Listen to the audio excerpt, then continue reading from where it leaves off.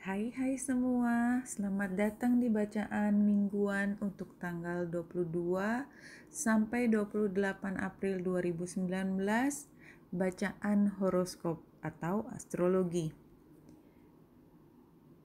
Tanggal 21 April, matahari masuk ke Taurus.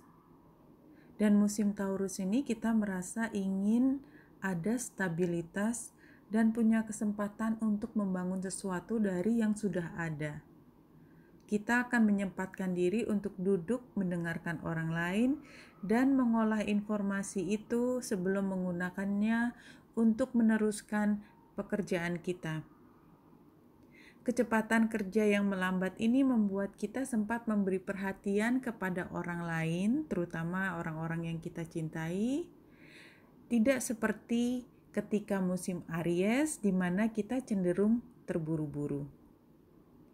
Matahari akan konjang dengan Uranus di Taurus itu mulai pada tanggal 19 ya. Di sini kita lihat ketika saat bulan purnama. Di sini sudah dekat sekali 29 derajat matahari dan 2 derajat Uranus di Taurus, matahari masih di Aries. Terus hingga pada tanggal 25 April 2019 ya, kita lihat ketika matahari sudah jauh melampaui, dia di 5 derajat dan Uranus masih di 2 derajat. Dan pertemuan dua energi ini memberikan rasa yang tidak pernah sama dari ke hari, selalu ada kejutan. Dan pada satu titik kita merasa terpana dan takjub akan keindahan alam. Iya, karena Taurus adalah alam. Kita lihat tepatnya mereka bersamaan itu adalah tanggal 22. Ya, 22 yang terdekat karena ini pakai jam 12 di 2 derajat. Itu adalah saat dimana kita merasa takjub akan kekuatan alam. Dan 23 kita melihat ada sextile dengan, bukan sextile, trine dengan matahari. Ya. Kemudian kita lihat Venus di Aries sekitar 1 derajat di awal minggu. Kita lihat tanggal 22 ya. 22 ini 22 April. Kemudian di akhir minggu kita melihat Venus 28 April. Venus sudah berada di 9 derajat dan ketika kita lihat tanggal 31 April, Venus berada di sekitar 12 derajat.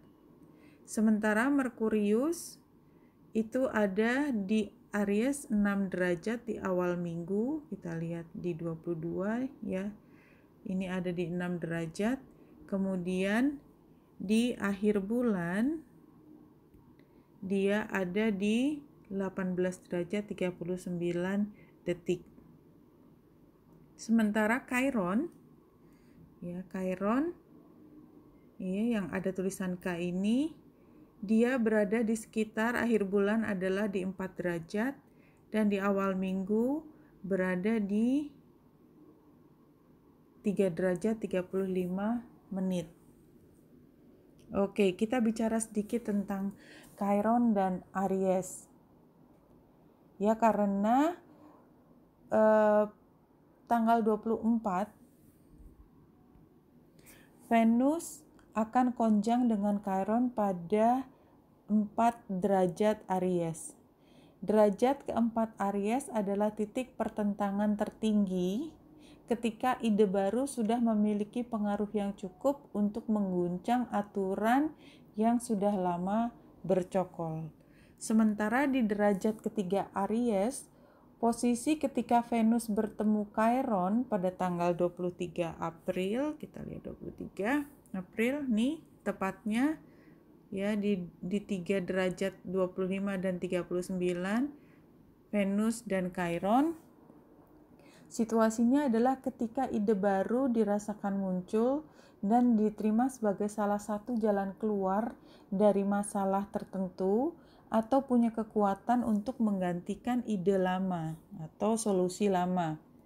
Jadi, jika ini kita tarik ke tingkat personal atau tingkat pribadi, hal positif yang bisa kita harapkan pada minggu ini adalah hal-hal yang terkait pengalaman menyakitkan masa lalu, khususnya ketika Chiron di Pisces, ya, berada di Pisces selama 7 tahun terakhir, dan kebingungan akan arah perjalanan hidup kita, ya, 2 bulan terakhir di mana Merkurius berada di Pisces dan retro, itu bisa tergantikan dengan motivasi yang kuat untuk menjadi diri yang lebih positif dan kuat secara pribadi.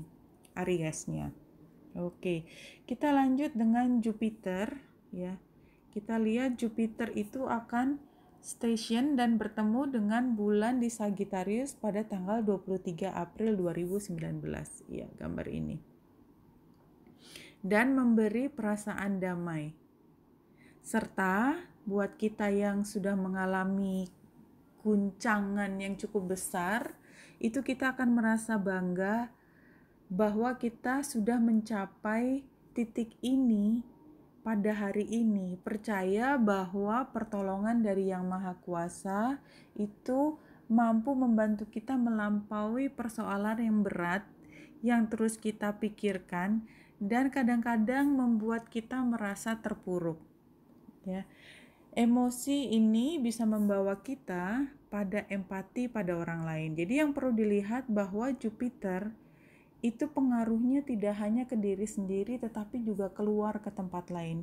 Jadi ke diri sendiri dengan bulan, tetapi begitu dia konjang dengan Jupiter adalah kita kemudian paham bahwa kita pernah merasa terpuruk, bagaimana rasanya terpuruk, dan kalau kita menerima bantuan dari orang lain sekecil apapun, ya, itu sebenarnya perannya besar untuk orang yang mengalami. Sehingga jika kita melihat orang lain mengalami hal yang serupa, kita akan merasa berempati, kita tahu rasanya dan kita punya keinginan untuk membantu orang lain karena kita sudah tahu bagaimana rasanya menjadi orang yang punya masalah seperti itu. Nah, Jupiter akan retro pada tanggal 24, kita lihat sini masih S to station, tanggal 24 itu Jupiter sudah R, retro. Dan terus akan retro sampai dengan bulan Agustus 2019 mendatang. Nah, video mengenai Jupiter retro sudah ada dan bisa dicek kalau memang ingin melihat di link keterangan di bawah ini. Kemudian kita bicara mengenai Neptunus. Neptunus akan membentuk aspek harmonis dengan Saturnus dan Pluto, ini sextile. Ini sudah lama kalau kita memperhatikan horoskop. Dan ini akan terus berlangsung sampai akhir tahun 2019, tepatnya sampai dengan awal Desember 2019. Antara Neptunus dengan keduanya. Nah, Pluto dan Saturnus ini akan retro. Ini udah mulai tanggal 24, ini Pluto S, Saturnus S. Ya, keduanya retro mulai bulan Mei karena sekarang masih station sampai dengan September 2019. Dan di antara pergerakan tersebut, South Node akan selalu berada di antara Saturnus dan Pluto. Kalau posisi saat ini sekitar 23 derajat, nih Pluto 23 derajat dan Saturnus 20 derajat, maka pada akhir tahun 2019, nodes, ya ini yang 20 derajat sekarang, nodes, South Node, itu berada di 8 derajat Capricorn, jadi ada di sekitar sini, dan 8 derajat Cancer. Artinya, tema transformasi yang sudah kita mulai saat ini puncaknya ada di 2 minggu terakhir bulan April 2019, masih akan berlangsung hingga akhir tahun ini. Bahkan hingga tahun 2020. Kalau boleh saya buka sedikit buku ke depan hitungan ini, bulan April tahun 2020 Jupiter akan konjang dengan Pluto di 25 derajat, dan akhir tahun 2020 Jupiter akan bertemu Saturnus masih di Capricorn, karena Saturnus yang sekarang di 20 derajat Capricorn akan sempat berjalan sampai Aquarius, tetapi kembali lagi dari bulan April dia kembali retro ke Capricorn dan bertemu dengan Pluto dan Jupiter di 19 dan 25 derajat pada bulan Oktober 2020. Jadi ini seperti bocoran bahwa apapun yang kita mulai saat ini akan berlangsung lama transformasinya, karena ini adalah perubahan yang mendasar. Jadi akan kita lalui akhir tahun ini sampai tahun depan. Nah, ini bahasannya tentu adalah bahasan transit tahunan. Nah, kembali lagi, untuk akhir April ini, tahapan transformasi adalah ketika Saturnus, Pluto, dan South Node conjunct atau bersama di 21 sampai 23 derajat, dan dia sextile Neptunus. Ya, sehingga tema ceritanya adalah tetap sama, yaitu perubahan yang besar atau transformasi, bagaimana kita menurunkan dari mimpi menjadi satu kenyataan, dan caranya adalah dengan mengikuti tahapan yang logis, Saturnus, ya, dan mengganti hal-hal toksik, Pluto, dengan hal yang baru yang lebih cocok untuk ukuran kita. Kalau kita bicara ukuran kita adalah ukuran jiwa kita. Kalau dulu kita suka menggunakan energi-energi negatif, itu energinya akan dibuang dan kita akan jauh lebih spiritual. Seperti ketika kita baru dilahirkan kembali, sehingga kita membutuhkan busana yang baru. Ya, katakanlah seperti kalau wanita lahir kembali itu seperti yang tadinya tidak berhijab menjadi berhijab. Itu kan sebenarnya sepertinya hanya berganti baju, tetapi yang berganti itu adalah perubahan yang jauh lebih spiritual. Ada sesuatu yang lebih besar yang berubah di situ. Ya, barangkali luarannya tampak seperti apa, tapi sebenarnya di dalam perubahannya itu jauh lebih dahsyat daripada yang terlihat. Dan yang lebih penting di sini, karena ada sextile antara Neptunus dengan Pluto dan Saturnus, maka upayanya atau tujuan akhir objektif dari transformasi ini adalah to make our dreams come true. Karena mimpi ada di dunia yang berbeda dengan dunia nyata, maka kalau kita memang benar-benar mampu, dan kita harus yakin kita mampu, itu membutuhkan waktu cukup panjang.